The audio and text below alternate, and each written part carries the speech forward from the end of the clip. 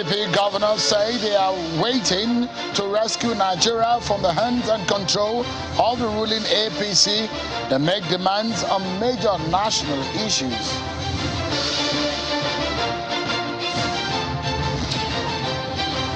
And the civil society organization, the concerned Nigerians, have asked the NNPC to punish those responsible for the adulterated fuel in the market or expect a major protest at the NNPC office.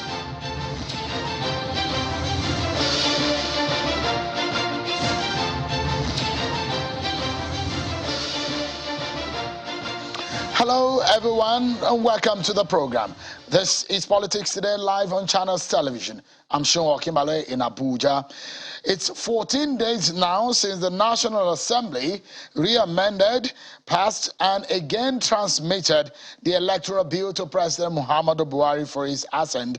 This comes after he has first rejected it, but he told Channels Television exclusively that he will sign the bill should the National Assembly fix all the gray areas where he pointed out to them. And so the nation now awaits the president's assent and hoping that it will keep to his promise of signing the bill.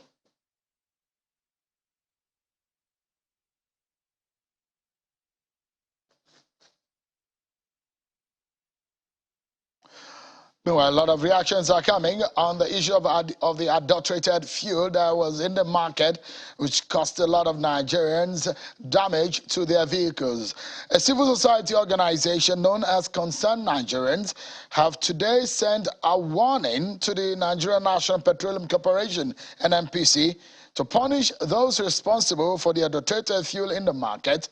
I'll be ready for a major protest at the NNPC office. The group in a statement today said the sale of the fuel has created severe hardship for the average Nigerian who has lost valuable man hours. The group went further to say that they have noted with dismay that more than 2 weeks after the issue came to light, there has been no attempt whatsoever to penalize the importers of the contaminated fuel. And a statement signed by the convener of the group, Deji Adeyanju, is asking that the NNPC to immediately sanction every individual and entity who is remotely involved in the importation of contaminated fuel into Nigeria, and also fine them in this regard. This, according to him, will not only serve as a warning to future defaulters, but the fines recoverable from such penalty shall be channeled towards cleaning the contaminated fuel. Failure to take the recommended steps, the one that it will lead to several coordinated protests at the NNPC.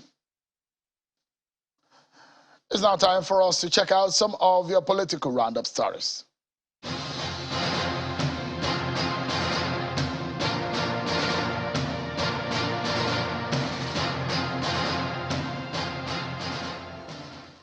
Call it the case of the hunter being hunted, and you may not be wrong, as the police have handed over the suspected Deputy Commissioner of Police, Abba Kyari, and 4 other officers. They are accused of tampering with narcotic exhibits, official corruption, and sundry unprofessional infractions. The National Drug Law Enforcement Agency earlier today declared Mr. Kyari wanted over alleged links with drug trafficking. NDLEA spokesperson Femi Babafemi made the announcement during a press conference in Abuja, where the agency also displayed a video of Mr. Kyari allegedly negotiating a deal that involves drug trafficking. He said Kyari was declared wanted after all efforts to get him to honor formal invitations for his interrogation failed. He proposed a drug deal where he and his team are to take 15 kilograms of the cocaine and leave the 10 kilograms for the prosecution of the suspects arrested with the illicit drug in Enugu. The race for the All Progressives Congress presidential ticket may be getting more intriguing if the heavyweights succumb to the clamor of their support groups. The latest support group is the Green Alliance movement, making a clarion call for the governor of the central bank, Mr. Godwin Emefiele, to declare his intention to run in the 2023 presidential elections. The group believes Mr. Emefiele's performance in driving the economic recovery and growth plan of this administration in the face of daunting COVID-19 pandemic is an eloquent testimony to his candidacy.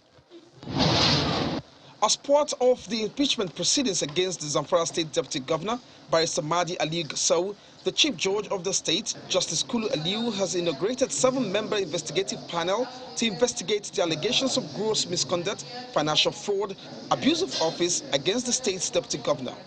Justice Kulu Aliyu, after the inauguration of the 7-man panel, however, did not give time frame to the panel within which they are expected to complete their assignment and submit the report. 18 members of the Zamfara State House of Assembly had joined their extraordinary plenary session last Thursday, the 10th of February 2022, unanimously resolved to direct the Chief Judge of the state, Justice Kulu Aliyu, to constitute investigative panel against the Deputy Governor, Mahdi Aliyu Gusau. The All Progressives-led government in Ebonyi State has denied the allegation that it is using state powers to intimidate the opposition. The APC chairman in Ebonyi made this known in Abakaliki in a reaction to an allegation that the government has marshaled out a strategy to intimidate opposition voices. The People's Democratic Party, PDP, had alleged that the leaders within its fold have been penciled down to be linked to security breaches in a bid to silence opposition voices. A group of northern youths under the umbrella of Coalition of Civil Society for Good Governance have joined in the agitation for the presidency to be zoned to the southern part of the country in 2023 for the interest of justice and equity. The group, which staged a peaceful protest in Kaduna State capital on Monday, also asked the former Vice President Atiku Abubakar to drop his presidential ambition on account of old age, noting that Mr. Abubakar does not have enough in the tank to put in the high level of physical and mental effort required to fix Nigeria. The senator representing Osun West Senatorial District, Engineer Delere Orilowo, has called for sincere negotiation and reconciliation between the family of APC in the state. The senator says all ego and self-interest must be set aside for the progress and interest of the party ahead of the forthcoming governorship election. Senator Orilowo made this call during a media party in his hometown in Iwo local government alongside his political leaders in the senatorial district.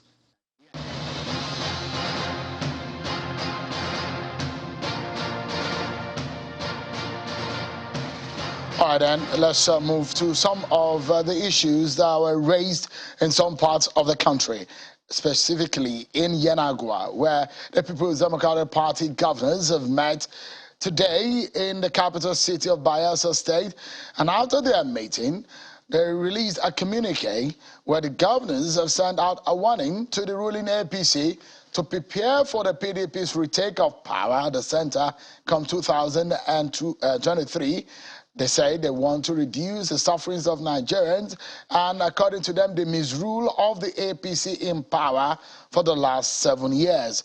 The PDP governors, amongst other things, are asking that President Muhammadu Buhari should sign the electoral bill. They also touched on the issues of the adulterated fuel and several other issues relating to the CBN and allied matters.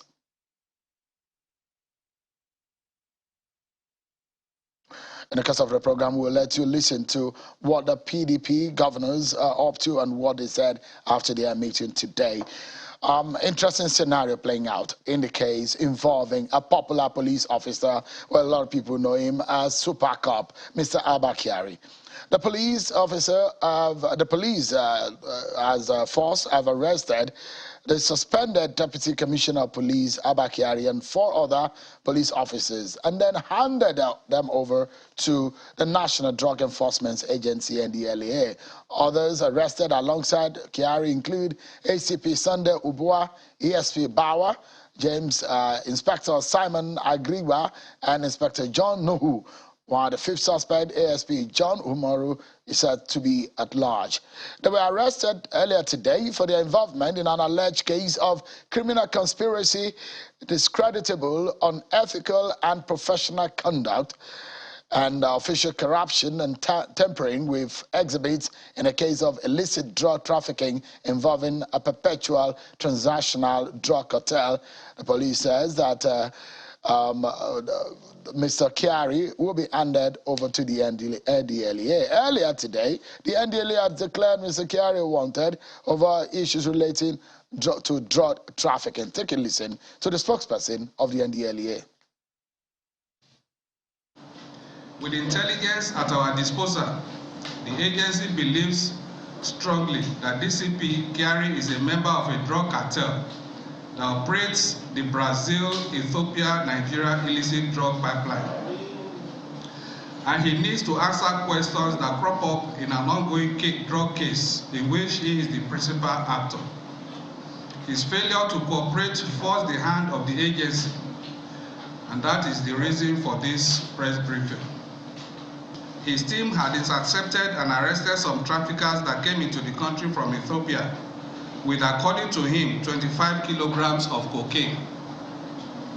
He proposed a drug deal where he and his team are to take 15 kilograms of the cocaine and leave the 10 kilograms for the prosecution of the suspects arrested with the illicit drug in Enugu.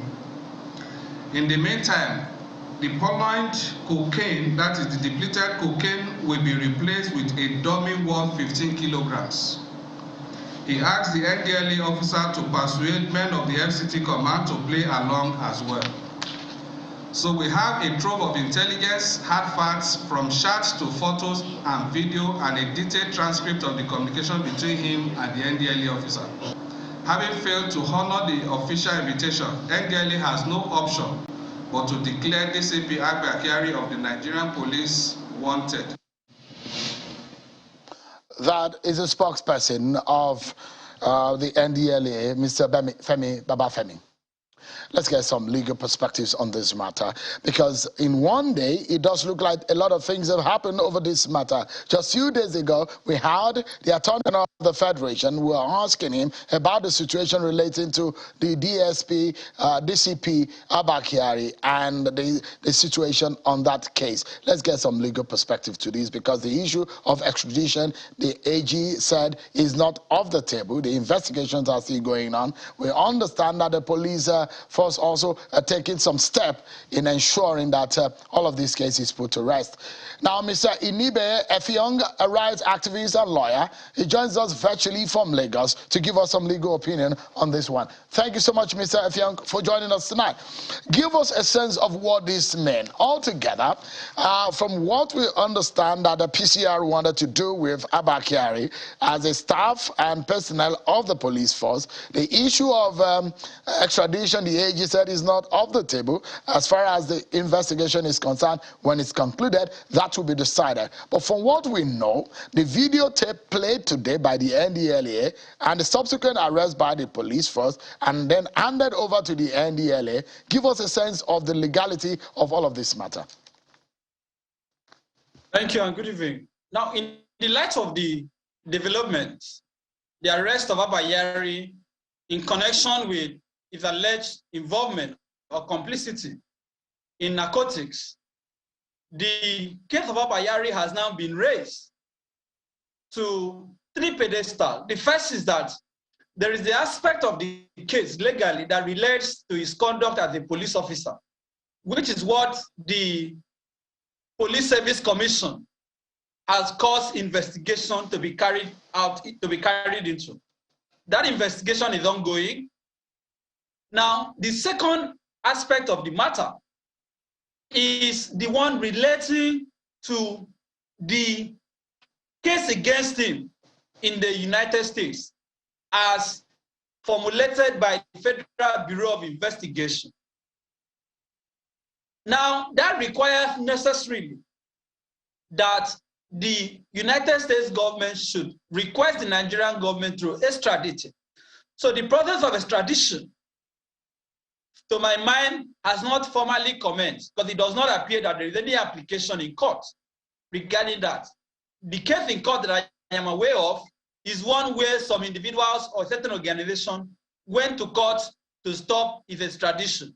But I am not aware that the Attorney General of the Federation has made an application to the court for an order to extradite him. Now, the third aspect is now the one that has just arisen, arising from his complicity, as stated by the NDLEA, in narcotics.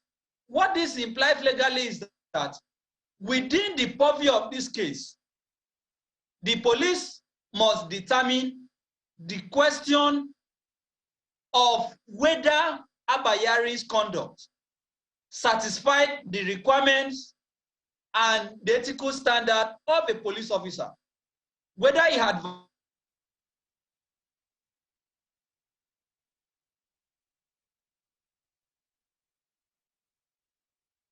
violated the police regulations, the police that governs the conduct of internally orderly room trial.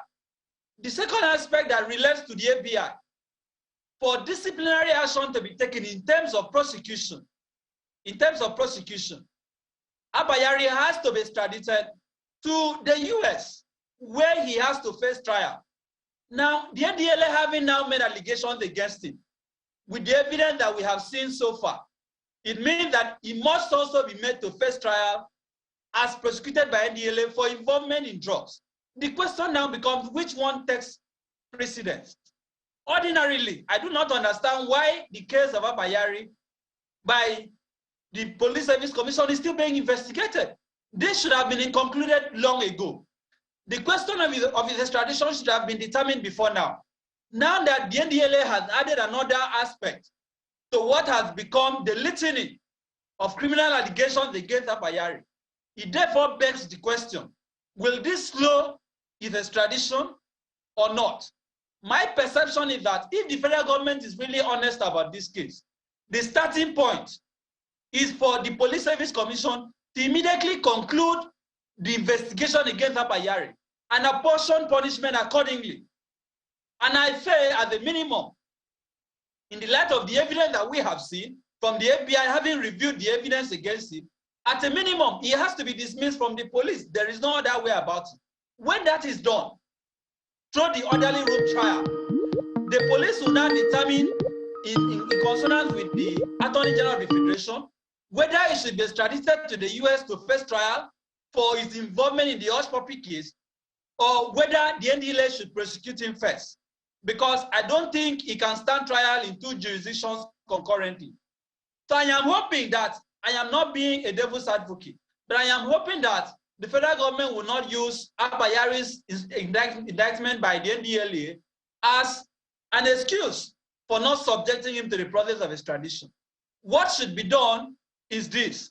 Since the NDLA has now come out to say they have a case against Abba Kyari, let the charge be filed against him, and let the AGF contact the Federal Bureau of Investigation and the Justice Department and set a timeline within which both cases can be determined. If he's tried and convicted in Nigeria, or first tried and convicted in the US, they can now determine where he should serve his sentence. That is the event of conviction, because he's still legally presumed innocent. But if he's convicted in the US may as well... Let's get some clarity. And serve his term. Let's get some clarity, Mr. Effiong. One of the things that I'd like you to clarify under the law, I mean, in our legal system, any man is presumed innocent until he's proven guilty, especially when it involves criminal matters. And you are asking that the police should dismiss Mr. Kyari when a prima facie case has not been leveled against, because this is, they said the investigation is still on. The NDLA has not concluded his own issue, which just came up. Now the police says that there's still ongoing investigation on his matter. How then will they, on what basis will they be able to dismiss him? Legally speaking, and without any fear of contradiction, the constitutional presumption of innocence, as guaranteed under Section 36, subsection 5 of the Constitution, is inapplicable in respect of the investigation by the Police Service Commission. That is because the Police Service Commission is not trying Abba Kyari for a criminal offense. That is only applicable in respect of trial in regular courts. What the Police Service Commission is investigating, because the Police Service Commission is not a court of record under Section 6 of the Constitution. It is not imbued with judicial powers. It is not prosecuting Abba Kyari per se. This is just an orderly room trial. In other words, an internal disciplinary process. They do not need proof beyond reasonable doubt to establish complicity. On the basis of what we have seen, on the basis of even the preliminary findings as reported in the media, on the basis of the FBI reports that I have reviewed, even on the basis of ethics, on the basis of professionalism, there is no way Abba Kyari can be exonerated. And I say that without any fear. The evidence is clear. He was in contact with Hush Puppy. He received and even sent photograph to him. He received money from Hush Puppy and came up with a flimsy reason that he wanted to give to a tailor. That conduct alone is enough for him to be dismissed. Regarding the criminal dimensions of the case against him, that is where the requirement of proof beyond reasonable doubt arises. So I am saying in essence that the police is doing great disservice by foot dragging on this matter. And it is embarrassing, Mr. Shehu, that the NDLA allegation against Abba Kyari, the case from what we have raised, arose on the 19th of January 2022. While he was under suspension, Abba Kyari was still actively controlling officers in the police. What that shows you is a police force that is thoroughly sick, is a police office that is bereft of competent leadership. And the IG must also take responsibility for this. How do you have a high profile?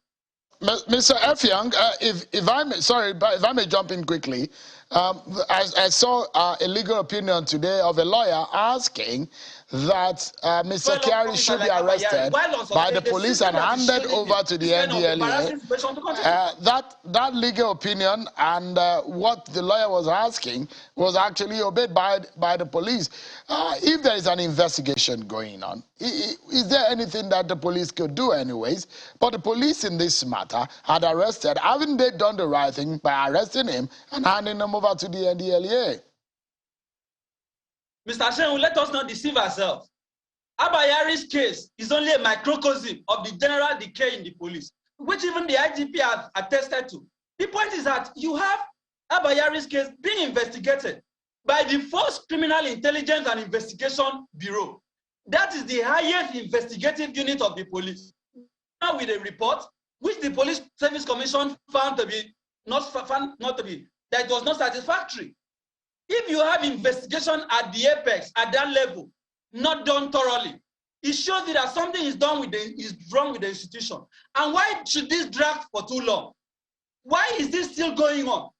Why is Abba Kyari's case prolonging? This should have been concluded before now. And why is the federal government not categorical on the question of extradition? Are you saying that there are no people protecting him? If there are no people protecting him, the outcome would have been different. So I expect that. So let me let me jump in. There are issues that have been raised here on the matter of Mr. Kyari. One of the popular cases that Mr. Kyari was part of was the issue of the popular alleged kidnapper Evans, whose case is in court at the moment. Is there, under the law, in the eye of the law, is there any effect of the situation Abba Kyari is facing right now and the litany of allegations against him? Is there any effect of such on some of the cases that he has led his team to unravel and they are presently in court? Would there be any legal effect on them? No serious effect, because legally, what the law says is that when investigation is done, any member of the investigation team is a competent witness to testify. All the cases that Abba Kyari was involved in, he was not involved in those cases in isolation. It was a teamwork. So in any of those cases that evidence is required in court, other members of the team can testify. But you know, interestingly, you mentioned the case of Evans. Without prejudice to the proceedings in court, you would have also read that Evans has accused Abba Kyari of extortion. He has accused Abba Kyari of extrajudicial execution. This has not been investigated. And Shehu, this is not the first time there are allegations that are being made against Abba Kyari. And when you have somebody with this baggage being painted before the international community as the model of the Nigerian police, it shows that something is wrong with the police. So you have now a celebrity police officer being exposed in this manner. Let the police have the humility to admit that they have failed to reform that institution. And as I made this point, and I want to emphasize that only the president of Nigeria can reform the police. The National Assembly has done their part through the passage of the Police Act of 2020, through the passage of the Anti-Torture Act of 2011, through the passage of the Administration of Criminal Justice Act of 2015. The executive arm of government has failed. The president promised police reform. Osibanjo even promised police reform as acting president. So what has been done since the answers? Nothing. So when we are talking about Abba Kyari, other policemen that I speak to, you are still on the road, committing the same atrocity, aiding armed robbers, extorting Nigerians, killing Nigerians. So we need to have a serious conversation as a country. We cannot allow the police that is supposed to fight crime to become a criminal organization.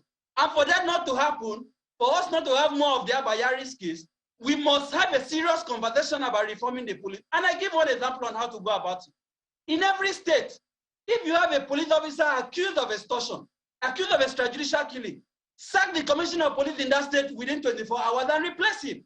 What that will do is that the CP of every state will now know that it will be held liable for every infraction under his command. That will now apply to the DPOs. And that chain of responsibility has to rise from the IG to the DPO. But as of today, you have a cycle of impunity in the police. That is why Abba Kyari will have the audacity, after he's on suspension, to still be involved in this kind of matter. That is why he will be so bold on suspension to attend the wedding of the son of the Serving Inspector General of Police. We are not fools in this country. These people are taking Nigerians for granted. And that is why the president should not finish his tenure without reforming the police. Any president that is truly serious about changing Nigeria must start from the police. If you don't reform the police, you can not talk about reforming Nigeria. It's as simple as that. So let me ask this question. It might sound as naive or as simple, but it's not as simple in the end because Nigerians need to get what is happening. An Abba Kyari in uniform being investigated for a criminal offense, now a drug-related offense. What does this mean? Because he's in suspension, but he still assumed that he has the uniform. Now, compared to an Abba Kyari that doesn't have a uniform, is there a difference? Because if he's not in uniform, he's an ordinary citizen.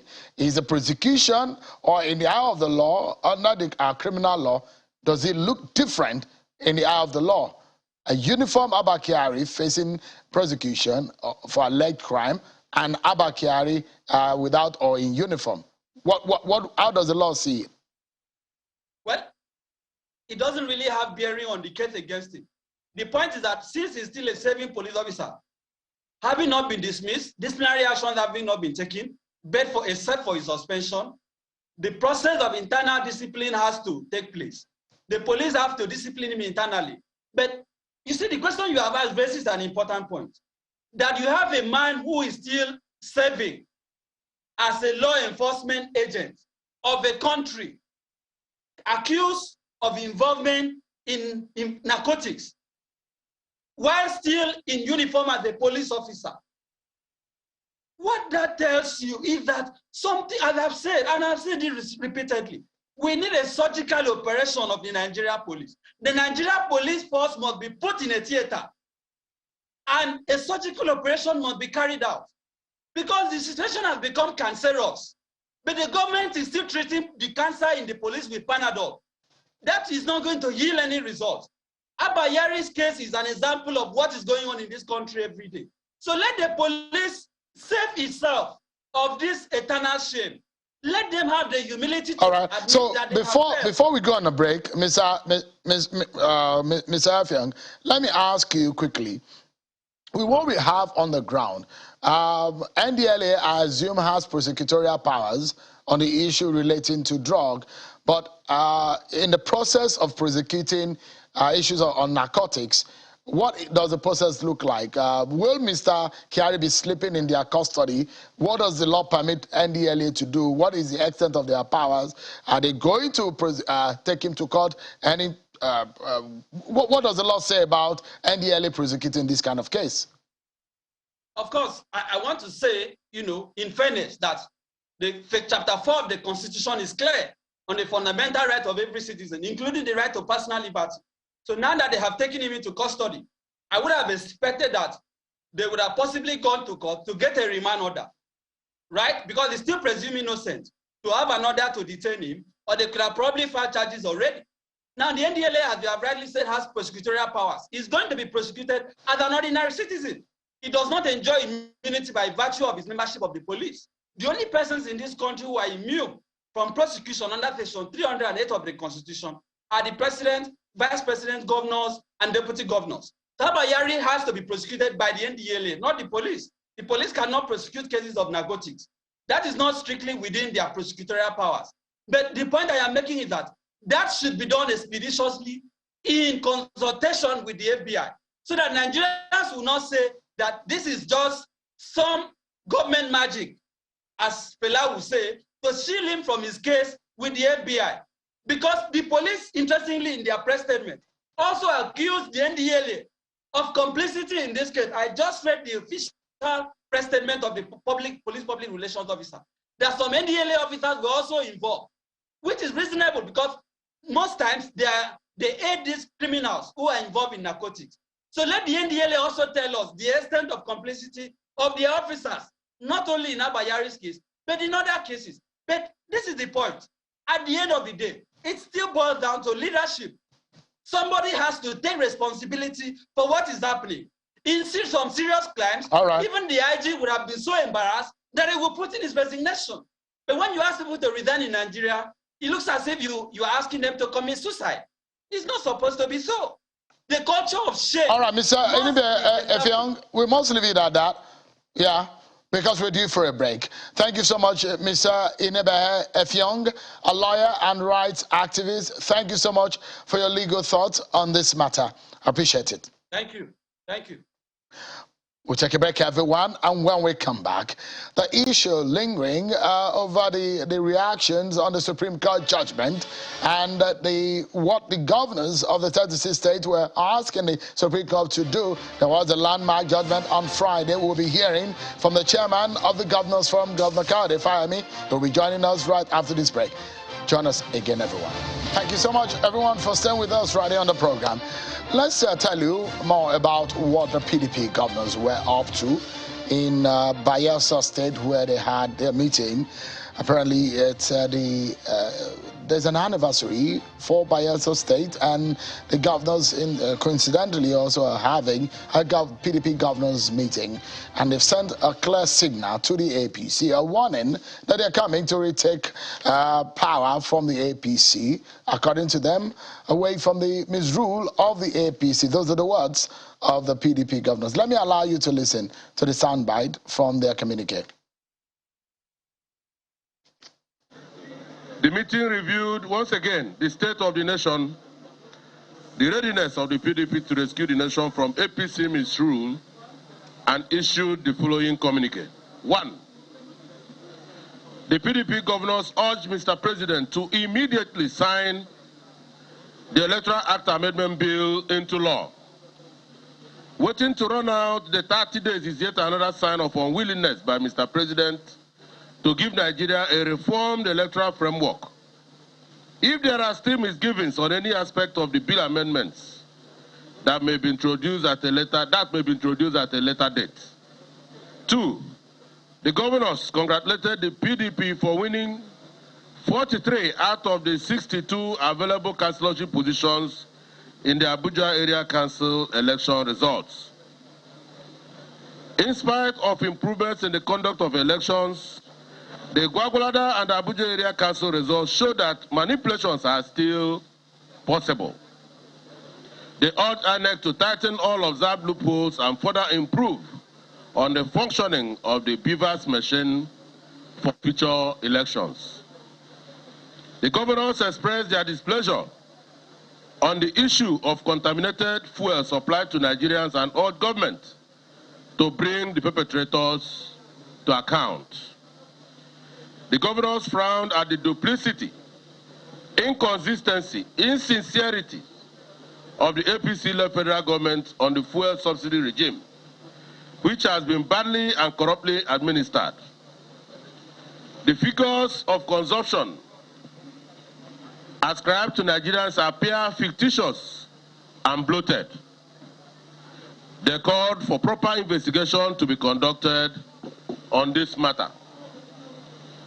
The forum welcomed the court decision on the police trust fund deductions from the Federation account, a suit at the instance of Rivers State, and urged federal government to stop similar unconstitutional deductions from the Federation account. In the same vein, the Revenue Mobilization Allocation and Fiscal Commission should expedite action on the new revenue allocation formula in such a way as to increase allocation to states and local governments. The forum once again deplored the way and manner the CBN is being run as an alternate government. Indeed, it has become a government within a government. All right, then you heard the PDP governors on the matter of several issues after their meeting in Yenagoa, Bayelsa State. Well, before we get on to Governor Kyari Fayemi, we had a chat with Governor Badaru, and I'd like you to listen to our conversation on the state of the APC and the state of the nation. Take a listen to this chat. Asking again is whether or not you are optimistic that your party will not disintegrate after the President Buhari's tenure. And the question again that you need to answer is whether or not your party has been able to live up to the expectation based on the promises you made at the campaign. Well, I assure you, given the circumstances, President Muhammad Buhari has done very, very well, given the circumstances. Without the proviso of circumstance. In the face of the performance. Now, let me tell you would this. You say, based on the promises? He has done excellently well. First of all, the economic crash. We were making 1/3 of what they were making. And look at the infrastructure that we have. Well, Governor, some will say, look, you met the economy and not as bad, but because of inaction, those are allegations that because of inaction, the government didn't take action. And that's why the economy slipped. It's not an inaction. For over 6 months, no cabinet members. Those are some She'll tell me, an economy that is run on $140 a barrel oil for years together, and that price collapsed within short time when we come in to around 30 or 28, is it, before it gradually started picking up. And that economy has no reserve to take care of what is happening. What miracle could have happened? Is Buhari the person that causes that to happen? Will Buhari be happy with falling oil prices? Did he cause that? What were the pillars built by previous leaders when we were making money to absorb this shock if it's happened? Well, President Buhari and his team promised that they were going to fix it. And that's why they were elected. Yes. You said you were going to get the job done. And that is why we get out of recession despite the terrible situation that we are in. That is why we do more infrastructure than what they did with the kind of money they get. But a lot of Nigerians are unemployed. Over 33% of them are out of jobs. If we start telling you the job we've created, it has never been created before. But the figures say the different thing. The figures say different things because of the population growth. Well, I mean, because our population is growing about 4%. But the big question, Excellency. All right, we're going to abruptly cut into that conversation, which I promise you that we'll bring to you at a later time. Now that we are able to reconnect or connect with Governor Kyari Fayemi, who is joining us from Abuja virtually, over the landmark decision of the Supreme Court on Friday. The verdict is that the Supreme Court has declared as unlawful and unconstitutional the Executive Order 10 on the funding of state judiciary and legislature.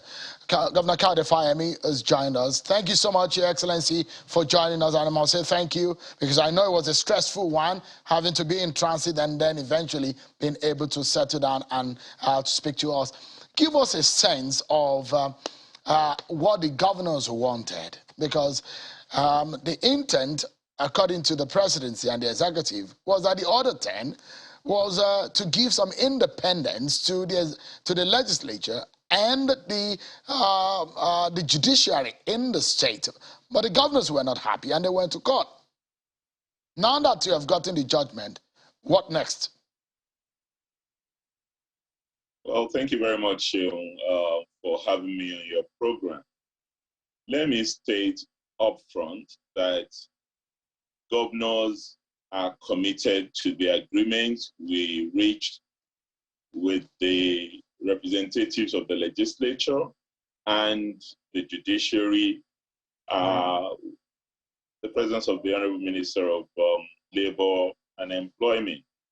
So that memorandum of understanding that we reached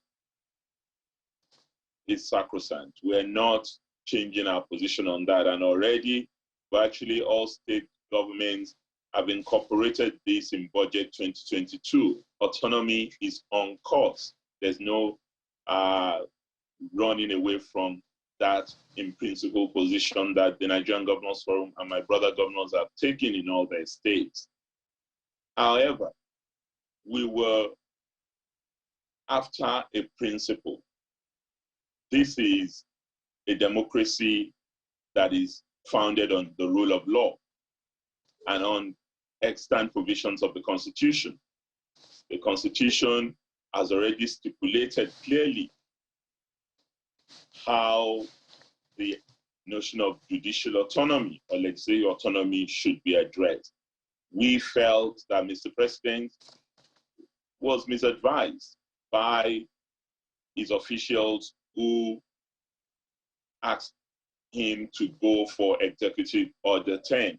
We said as much to Mr. President, and he was gracious enough to ask that our position be considered when he asked the Chief of Staff to set up a meeting between myself, my Vice Chairman, as well as the Honorable Attorney General and the Federal Minister of Finance.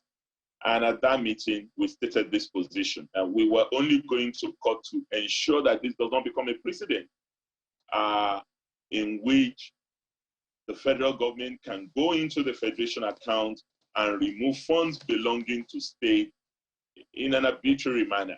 That's the principle we were after. We were not after stopping our commitment to judicial autonomy and our discussions and agreement with the Conference of Speakers and the National Judicial Council.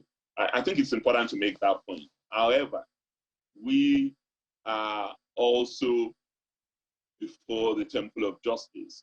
What we took to court was our understanding that capital funds should be undertaken by the National Judicial Council, not the state.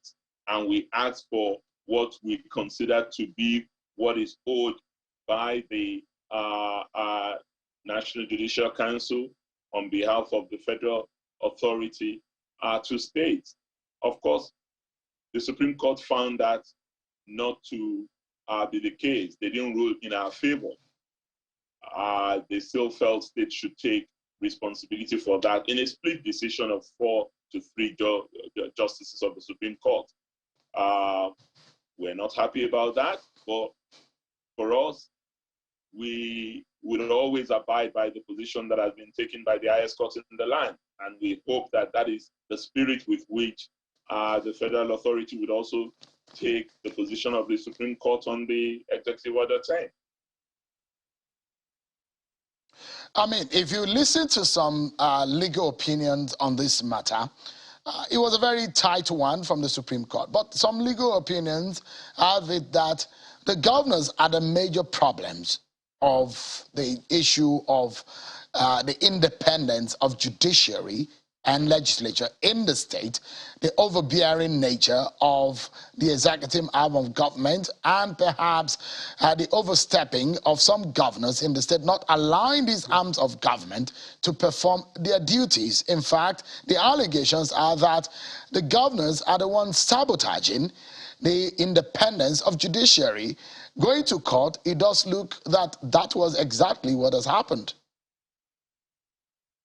Well, Sean, you can allege, but when you allege, you also have a duty to prove the allegations.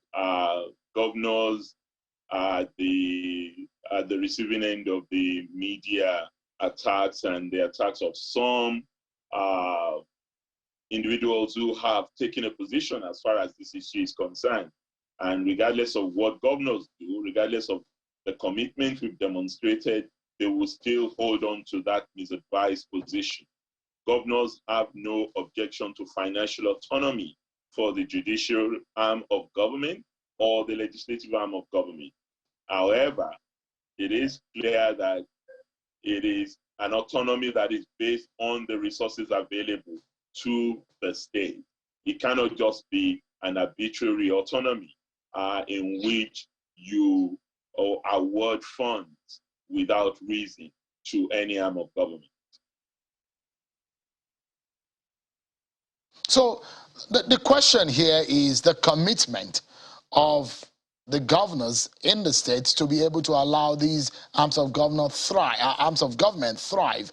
For example, in a lot of states, the salaries and emoluments accrued to the judges have not been reviewed in several years. In almost 6-7 years, the judges have maintained the same salary structure. And these are some of the issues. And perhaps another one is the fact that some of the judges or the head of the judiciary in the state, they go cap in hand, begging the governors for monies and funding for the arms of government. How then can Nigerians get a commitment from the governors that things will change from the status quo? Again, Sheon, this is a perception issue that is not founded on fact. One, for judges of the High Court and the court of the Sharia Court, Industrial Court, and the Federal High Court, State and Federal High Court, we are not responsible for their salaries. The National Judicial Council is responsible for their salary. As a matter of fact, we are on record.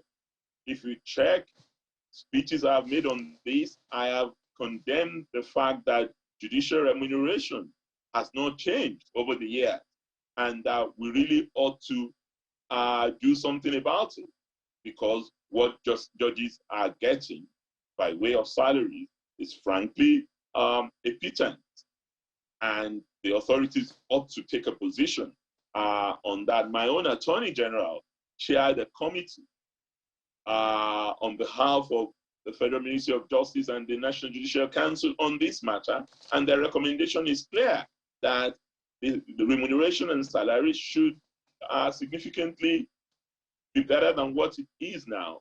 Yes, we are responsible for allowances, and allowances vary from state to state depending on the resources available to the state.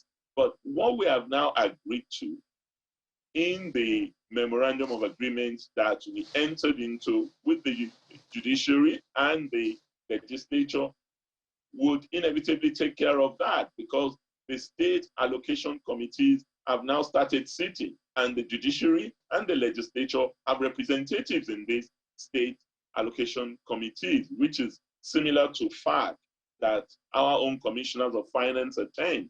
And it is at that body on a monthly basis that what is coming to the state would determine what each arm of government gets on an applied principle that has already been established in Budget 2022. I think it's important for people to know this, rather than just have a carte blanche criticism of governments. I mean, we know that we are footballs to be kicked as elected leaders, but anyone who wants to kick governors should be ready to do so with facts, not fiction. All right, I'm asking the question based on reaction and facts on this matter, Governor. And as a chairman of the Governors Forum, I'd like to also know that does the Governors Forum object to the possibility that the monies accrued to the legislature and the judiciary in the state goes straight to them without having to go first to the executive? Is this a possibility? The state runs one economy and we have one budget. Don't forget, it is the legislature that appropriates. All we do is suggest. And as part of that appropriation, there is a section of the budget that is dedicated to the judiciary, and there's another section that is dedicated to the legislature, collectively agreed in the processes leading up to the Appropriation Act. So when you say go straight to them, what do you mean? The money goes straight to them anyway.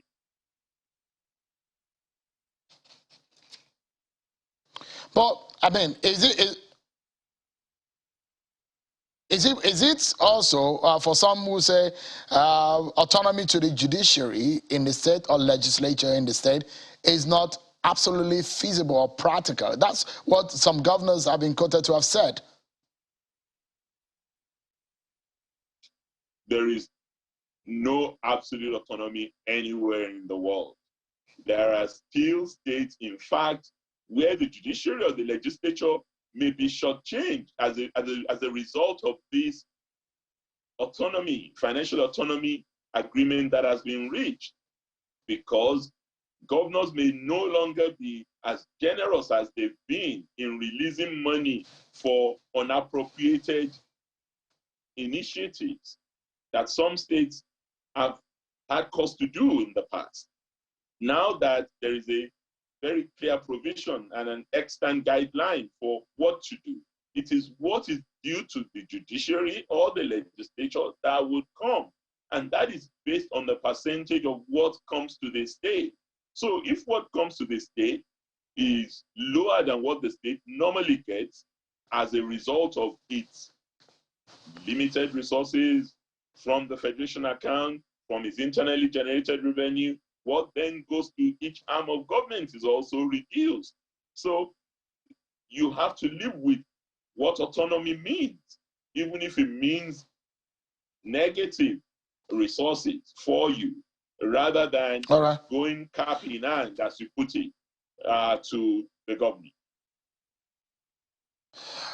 Your Excellency, because of our time and within the precinct of the little time we have left, I have just two short questions away from the issue of the autonomy of the judiciary.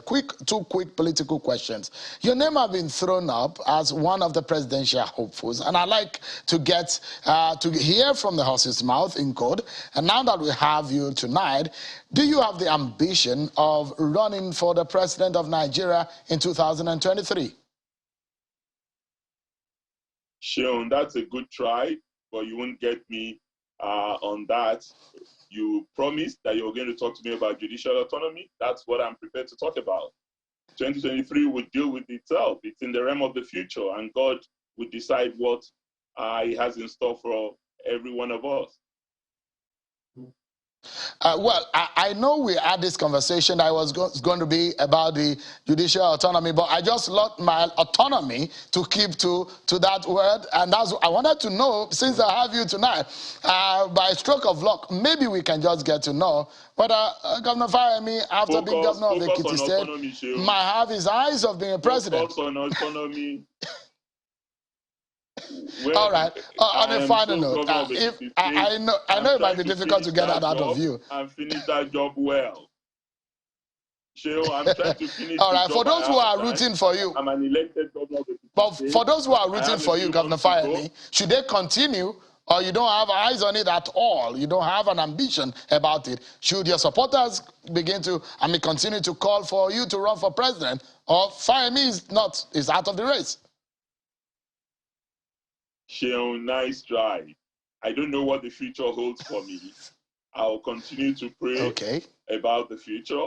But for now, I have a job at time, and I'm trying to do it well to the benefit of Ekiti people and the glory of God Almighty. Let me continue with the job at time. All right, this one is a shorter one, and I'd like you to also help me to answer it in as brief as you can. And it's about the situation, the aftermath of the primaries. A few people have dropped their plan to go to court. Did you have any meetings for them to drop this case, or you promised them anything for them to drop the case? How did you resolve the matter? Sheon, you and I have had conversations about what transpired in Ekiti State, and I've continued to insist to you that these leaders of the party who put themselves forward for the primary are first and foremost builders of the All Progressives Congress. And I would like to think that they would always do things that would be in the overall interest of the party. I commend those who have taken the steps they've taken. I encourage others to take the steps that have been announced by Senator Bamidele and Honorable Bamishile. as well as Honorable Dele Fakparusi today. There's still a couple of them out there. I hope they can come in a manner that we build a united team in order to ensure that the good that we're doing for our people continues in the period after June 18, 2022, when APC will, by God's grace, win the election. All right. I must sincerely thank you, Governor Fayemi. I know what it took to get you off the plane and get you straight for this interview, but thank you so much for joining us. But don't forget that you need to come join us in the studio and let's talk about Ekiti politics and national politics at some time that is comfortable to you. Thank you so much, Governor Fayemi, for joining us tonight. The chairman of the Governors Forum and Governor of Ekiti State, Kyari Fayemi. Thank you. Thank you. Thank you. But that's our show for tonight, everyone. Many thanks for watching. Thank you. Bye for now, everyone.